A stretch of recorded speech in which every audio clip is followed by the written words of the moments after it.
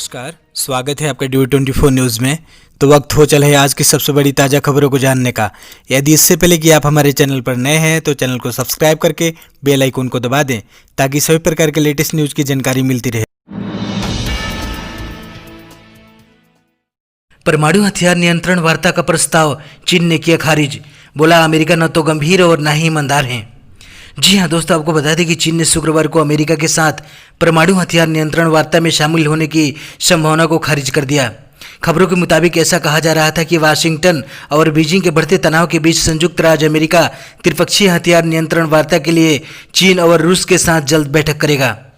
चीन ने साफ कर दिया है कि उसका इरादा ऐसी किसी वार्ता में फिलहाल शामिल होने का नहीं है। चीनी विदेश मंत्रालय के प्रवक्ता झाओ लिजियन ने संवाददाताओं से कहा कि अमेरिका प्रस्तावित वार्ताओं को लेकर न तो गंभीर है और न ही ईमानदार है। साथ ही उन्होंने कहा कि इसके बजाय अमेरिका को परमाणु हथियार की संख्या को सीमित करने वाली मौजूदा नई स्टार्ट संधि के विस्तार के लिए रूस का आह्वान का जवाब देना चाहिए। झाओ लिजियन ने कहा कि देखिए, तथाकथित त्रिपक्षीय हथियारों पर नियंत्रण की चीन की आपत्ति बहुत स्पष्ट है और अमेरिका इससे अच्छी तरह वाकिफ है। इसके बावजूद अमेरिका इस मुद्दे को लगातार उठाता रहता है, यहां तक कि चीन की स्थिति को बिगाड़ रहा है। पीएम मोदी ने देश को समर्पित किया सौर परियोजना, कहा रीवा ने रचा इतिहास। जी हां दोस्तों, आपको बता दें कि प्रधानमंत्री मोदी ने शुक्रवार को मध्य प्रदेश के रीवा स्थित एशिया का सबसे बड़ा सौर प्लांट का उद्घाटन किया। प्रधानमंत्री मोदी ने वीडियो कॉन्फ्रेंस के जरिए इसकी शुरुआत की। मध्य प्रदेश के रीवा में 750 मेगावाट की सौर परियोजना शुरू हो गई हैं। अपने संबोधन में प्रधानमंत्री ने कहा कि आज रीवा ने वाकई इतिहास रच दिया है। उन्होंने कहा कि सौर ऊर्जा आज की ही नहीं बल्कि 21वीं सदी की भी ऊर्जा जरूरतों का एक बड़ा माध्यम होने वाला है, क्योंकि सौर ऊर्जा श्योर हैं, प्योर हैं और सिक्योर हैं। इसके साथ साथ उन्होंने कहा कि आज जब आप मध्य प्रदेश को, पूरे देश को आगे बढ़ाने के लिए अपने घर से बाहर निकल रहे हैं तो अपने एक जिम्मेवारी को हमेशा याद रखिए। 2 गज की दूरी, चेहरे पर मास्क और हाथ को 20 सेकंड तक साबुन से धुलना न भूलें। इन नियमों को हमेशा पालन करना है।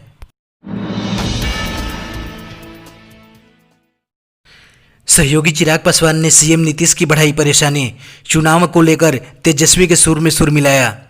जी हां दोस्तों, आपको बता दें कि बिहार के मुख्यमंत्री नीतीश कुमार पर विपक्षी दलों की ओर से राज्य में कोरोना वायरस के बढ़ते जोखिम को दरकिनार कर विधानसभा चुनाव को तवज्जो देने का आरोप लगा है। विपक्षी दलों को अपनी इस आवाज के साथ देने के लिए एनडीए के एक सहयोगी भी मिल गया है। लोक जनशक्ति पार्टी के नेता चिराग पासवान ने शुक्रवार को ट्वीट करके चुनाव आयोग से कोरोना महामारी के बीच बिहार में विधानसभा चुनाव के फैसले पर विचार करने का आग्रह किया है। गौरतलब है कि चिराग से पहले बिहार विधानसभा में विपक्ष के नेता तेजस्वी यादव भी यह कह चुके हैं कि बिहार में कोरोना के कारण स्थिति विस्फोटक होती जा रही है। ऐसे में यहाँ विधानसभा चुनाव कराने के लिए उपयुक्त माहौल नहीं है। चिराग ने हाल के समय में सीएम नीतीश के खिलाफ आक्रामक रुख अपना रखा है। एलजेपी के युवा नेता चिराग ने अपने ट्वीट में लिखा, कोरोना के प्रकोप से बिहार ही नहीं पूरा देश प्रभावित है। कोरोना के कारण आम आदमी के साथ साथ केंद्र व बिहार सरकार का आर्थिक बजट भी प्रभावित हुआ है। ऐसे में चुनाव से प्रदेश पर अतिरिक्त बोझ पड़ेगा। सरकार ने बढ़ा दी ये 3 डेडलाइन, करोड़ों लोगों को नवंबर तक राहत। जी हां दोस्तों, आपको बता दें कि बीते दिनों कोरोना संकट को देखते हुए केंद्र सरकार ने 3 अहम डेडलाइन बढ़ा दी थी। ये डेडलाइन सीधे आपके जेब से जुड़ी हैं। इसका फायदा सीधे आपको मिलने वाला है। तो आइए जानते हैं विस्तार से।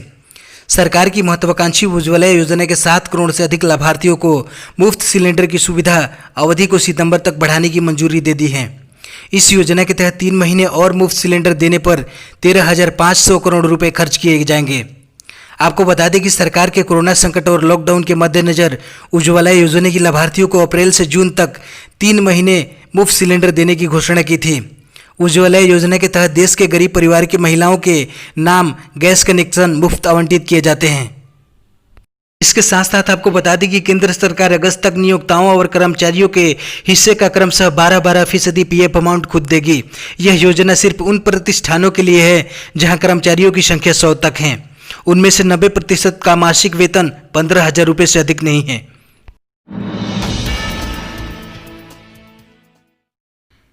बिहार नेपाल से सटे इलाके में सुरक्षा बल और नक्सलियों के बीच मुठभेड़ में 4 नक्सली मार गिराए गए।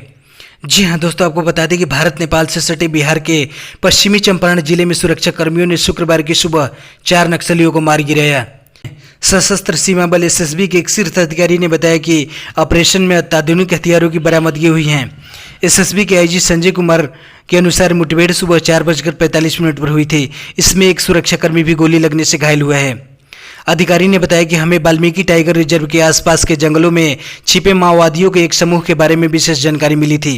उन्हें पकड़ने के लिए हमने एक सर्च ऑपरेशन योजना बनाई थी।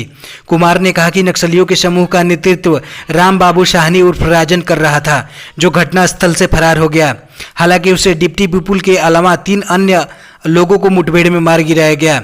एसएसबी के अधिकारी ने बताया कि शाहनी को पकड़ने के लिए तलाशी अभियान जारी है। पिछले 24 घंटे में सबसे ज़्यादा 26,506 कोविड-19 के मामले आए सामने, 475 लोगों की मौत। जी हां दोस्तों, आपको बता दें कि तमाम रिकॉर्ड को ध्वस्त करते हुए देश में कोरोना वायरस के मामले तेजी से बढ़ते हुए नजर आ रहे हैं। 24 घंटों में सर्वाधिक मामलों का रिकॉर्ड आज फिर से एक बार टूटा है। पिछले 24 घंटों के अंदर 26,506 नए मामले सामने आए हैं। यह एक दिन में आए सर्वाधिक मामले हैं। स्वास्थ्य मंत्रालय की ओर से जारी ताज़ा आंकड़ों के मुताबिक कुल संक्रमितों की संख्या 8 लाख के करीब पहुंच गई है। स्वास्थ्य मंत्रालय के अनुसार यह संख्या 7,93,802 पर पहुंच चुके हैं। वहीं पिछले 24 घंटों में 475 लोगों की मौत हुई है। इसी के साथ मृतकों की संख्या बढ़कर 21,604 पर पहुंच गई है। रिकवरी रेट भी 62.42% पर पहुंच गया है। इसी के साथ वायरस को मात देने वालों की संख्या भी 4,95,513 पर पहुंच गई है।